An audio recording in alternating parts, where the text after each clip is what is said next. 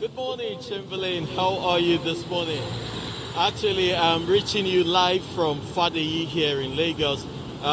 It's on the ever-busy Ikorodu Road. And of course, the road has even gotten busier since the partial closure of the Third Mainland Bridge. So a lot of people now take this route. And it even gets worse when you have tankers all around here. But we do know that the big story at this moment is a change of service chiefs. Nigerians had clamored for this for a very, very long time, owing to the security situation in the country, even though the Minister of Information will beg to differ with anyone on this, going by his recent pronouncement on the level of insecurity in the country. Well, just when Nigerians felt so tired of the agitation, the big news came and the service chiefs were changed. Right now, the question is, how do they respond to the task before them? And what do Nigerians really expect from them? Because I know that expectations are high. Nigerians want to enjoy safer country, safer environment. They're tired of all the stories of insecurity being bandied around. I have with me some Nigerians on the street. One of them is a youth activist, James Usega, who happens to also be from Ondo State, right? Yeah. yeah. Well, he's a young activist and, of course, a politician and a writer as well. Yeah, James, talk to us. Yeah. What are your expectations from these new service chiefs? Talk to us. To whom what is given, much is expected. But I like to say to Nigerians not to expect so much from these people. Why do I say that? Because at some point, you will notice that when somebody gives birth to a baby, the baby will not just walk overnight. The baby will have to crawl, from crawling to walk, and then it begins to run. Now, these service chiefs, they are just getting into the system. So when they get in there, there is every possibility for them to, rejig the system.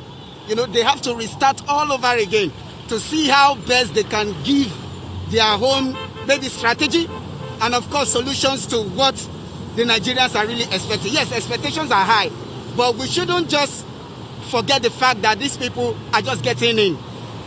Now, I also need you to know that the president has been in a situation where the appointment is coming a bit late. The situation has been late because we've been crying about this. Senator Ali Dume was the one that sponsored this bill as of June. And the president is just bringing this to effect now. So you can imagine the time it took the president for this to happen. So what is the president saying about all of this in his body language? What does it mean to people like us? What do we think? Are these people going to prefer solution at the long run? Because even if they will do anything, it has to be in line with the boss, which is the president of Nigeria. If the president wants them to really take all the banditries, all the insecurity that we are facing out of the system, then it means that they have to obey what the president says. But if otherwise, then they cannot just walk. So we shouldn't expect magic from these people. Do you think there will be a situation where the president is not interested in the security of the country? See, definitely, every president will want our country to be secured. But looking at the situation of things, I just made mention of the delay, how long it took the president to finally hear. Now, do we expect magic overnight? No, it won't happen. That is what Nigerians need to know. These people are they are not spirits. They are human beings. There is a time for a child, when you give birth to a child, the child will first take breast milk before it takes another, solid food. So it's a gradual process. When they get into the system, it's a gradual move for them to rejig the system. And when they rejig the system, it means that they have to follow a due process to prefer solution. Okay. I also have with me a lawyer and also a development activist. He would be talking to us, sharing his views with us on this. Tell us, what would you expect them to start doing at this point? Patrick Inobeme. Good morning, Nigerians. The truth is that you can use your first and foremost, we have to clap for the president for eventually listening to the voice of Nigeria by changing the service chiefs. And in line with his delayed response, as we know prior to now, we also hope that he will follow this with the necessary retooling of the military by providing them with the necessary military armament, with the resources required for them to function professionally. So, but given what some of us know about this regime, that the problem has not actually been the service chiefs. The problem has always been the political will to ensure that there is security in Nigeria. Why am I saying this? How long did it take the president to respond to the cries to change the security service chiefs of this country? It took the National Assembly to even pass a resolution that the executive should act to change the service chief.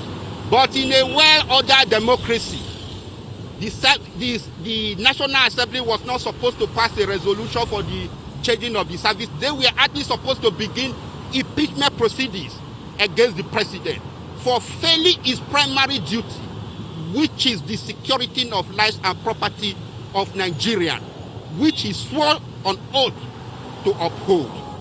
So that is why if you take two primary issues, which are the basic security challenges of Nigeria today, you will see that the government is not ready at all, or we have not seen anything, and no blueprint, no concerted effort, no discussion is going on with a view to addressing them. Let's take the two issues one by one. The first issue is Boko Haram. It's on record that the last known genuine effort at fighting Boko Haram was the one mooted when General Ihejirika was in power. But what happened? There was a concerted effort to defeat Boko Haram once and for all at that time. What happened? The political elite started crying that the guy was engaging in genocide, was killing Northerners, was killing everybody. And President Jonathan had to remove that general. And from that time till now, there has not been any genuine effort. Okay, let's say, what's the way forward? If you want to say, if you were given or saddled with the responsibility of finding a way forward, what would you advise the presidency at this time? The way forward is to come up with a holistic approach to resolving the security challenges of Nigeria. You cannot continue to say you want to embrace repeated Boko Haram, who has taken up arms against the nation. You enlist them in the security apparatus of Nigeria. You enlist them in the Nigerian military, and you expect there to be peace. There will be no peace. First and foremost, Boko Haram war must be faced with all seriousness. If it needs killing them, they have to be killed so that there will be peace. Secondly, okay, just 10 minutes, 10 seconds. Secondly, the issue of Fulani invasion of Nigeria. It is not, to me, changing the service chiefs is just the beginning. The head of immigration, the head of custom has to be changed. And the president has to be serious. Let them come up with a blueprint for all these people to work. Our borders cannot continue to be porous, whereby every criminal, every marauder is free to enter Nigeria and do whatever he likes and move on. Those are the problems of Nigeria. All right, Nigerians speaking. Well, I tell you that the discussion definitely will continue on different platforms. But right now, I'll take you back to the studio from Fadeyi or Jibowu right here in Lagos.